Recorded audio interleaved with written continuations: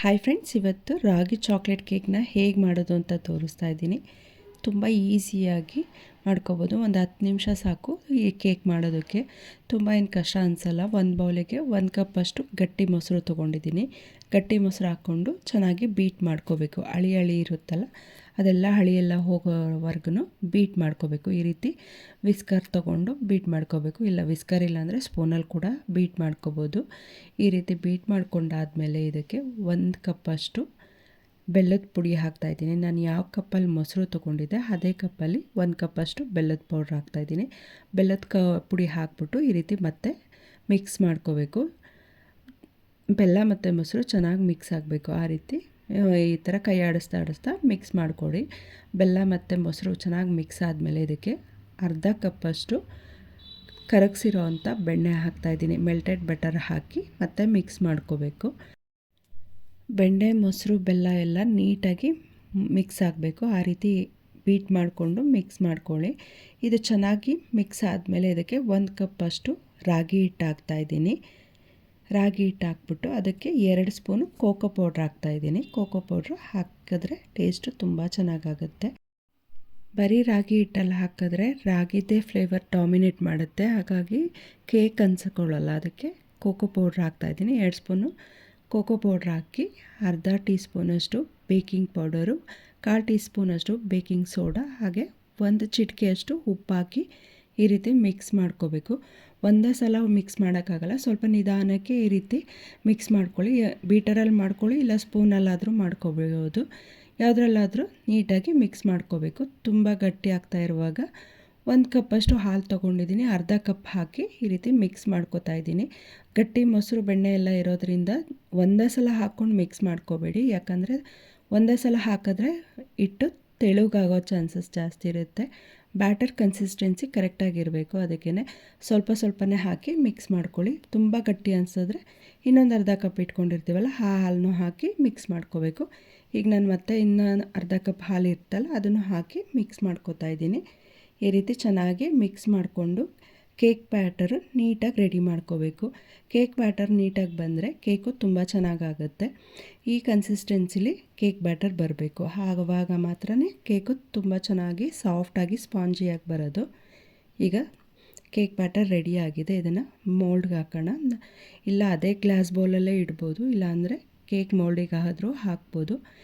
ಕೇಕ್ನ ನಾವು ಕುಕ್ಕರಲ್ಲಿ ಕೂಡ ಮಾಡ್ಬೋದು, ಅಥವಾ ಓವನ್ ಇದ್ದರೆ ಓವನಲ್ಲಾದರೂ ಮಾಡ್ಬೋದು. ಈಗ ರಾಗಿ ಕೇಕ್ ಮಾಡೋದಕ್ಕೆ ತುಂಬ ಟೈಮ್ ಏನು ಬೇಕಾಗಲ್ಲ. ಒಂದು 6ರಿಂದ 8 ನಿಮಿಷ ಬೇಯಿಸಿದ್ರೆ ಸಾಕು, ಕೇಕ್ ರೆಡಿ ಆಗುತ್ತೆ. ಕೇಕ್ ಒಂದು ತುಂಬ ಚೆನ್ನಾಗಿ ಬರುತ್ತೆ. ಕೇಕ್ ಬ್ಯಾಟರ್ನ ಈಗ ಮೋಲ್ಡಿಗೆ ಹಾಕಿ ಇವಾಗ ಇದಕ್ಕೆ ನಾನು ಡಾರ್ಕ್ ಚಾಕ್ಲೇಟ್ನ ಹಾಕ್ತಾಯಿದ್ದೀನಿ. ಡಾರ್ಕ್ ಚಾಕ್ಲೇಟ್ ಹಾಕಿದ್ರೆ ಟೇಸ್ಟ್ ಚೆನ್ನಾಗಾಗುತ್ತೆ ಅಂತ ಹಾಕ್ತಾಯಿದ್ದೀನಿ. ಹೀಗೆ ಮಧ್ಯ ಡಾರ್ಕ್ ಚಾಕ್ಲೇಟ್ನ ಹಾಕಿ ಸ್ಪ್ರೆಡ್ ಮಾಡಿ ಅದನ್ನು ಕೇಕ್ ಬ್ಯಾಟರ್ ಒಳಗೆ ಹೋಗೋಗೆ ಪ್ರೆಸ್ ಮಾಡಬೇಕು. ಕೇಕ್ ಬ್ಯಾಟರ್ ಮಧ್ಯದಲ್ಲಿ ಸಿಗೋ ರೀತಿ ಇರಬೇಕು. ಅದು ಮೆಲ್ಟ್ ಆದಮೇಲೆ ತುಂಬ ಚೆನ್ನಾಗಾಗುತ್ತೆ. ಈ ರೀತಿ ಸಾಫ್ಟಾಗಿ ಜಂಟಲಾಗಿ ಈ ರೀತಿ ಪ್ರೆಸ್ ಮಾಡಬೇಕು. ಸ್ವಲ್ಪ ಲೈಟಾಗಿ ಒಳಗೆ ಹೋದರೆ ಸಾಕಷ್ಟೇ, ತುಂಬ ಕೆಳಗಿದ್ರೂ ಚೆನ್ನಾಗಿ ಅನಿಸಲ್ಲ. ಈ ರೀತಿ ಸಾಫ್ಟಾಗಿ ಹಿಂಗೆ ಪ್ರೆಸ್ ಮಾಡಾದಮೇಲೆ ಇದನ್ನು ಒಂದು ಸಲ ಟ್ಯಾಪ್ ಮಾಡಿಬಿಟ್ಟು ಓವನಲ್ಲಿ ಮಾಮೂಲಿ ಟೆಂಪ್ರೇಚರಲ್ಲೇ ಬೇಯಿಸಿದ್ರೆ ಸಾಕು. ನಾವೀಗ ರೈಸು ಅವೆಲ್ಲ ಏನಾದರೂ ಬಿಸಿ ಮಾಡ್ಕೊಳ್ಳೋಕೆ ಎಷ್ಟು ನಿಮಿಷ ಅಂತ ಇಟ್ಕೋತೀವಲ್ಲ ಅದೇ ಟೆಂಪ್ರೇಚರಲ್ಲಿ 8ರಿಂದ 10 ನಿಮಿಷ ಬೇಯಿಸ್ಕೊಂಡ್ರೆ ಸಾಕು. ಇವಾಗ ನಾನು ಇದಕ್ಕೆ ಕಟ್ ಮಾಡಿರೋ ಅಂಥ ಬಾದಾಮ್ ಮತ್ತು ಹಾಗೆಯೇ ಕಡಲೆ ಬೀಜನ ಸ್ಪ್ರೆಡ್ ಮಾಡ್ತಾಯಿದ್ದೀನಿ.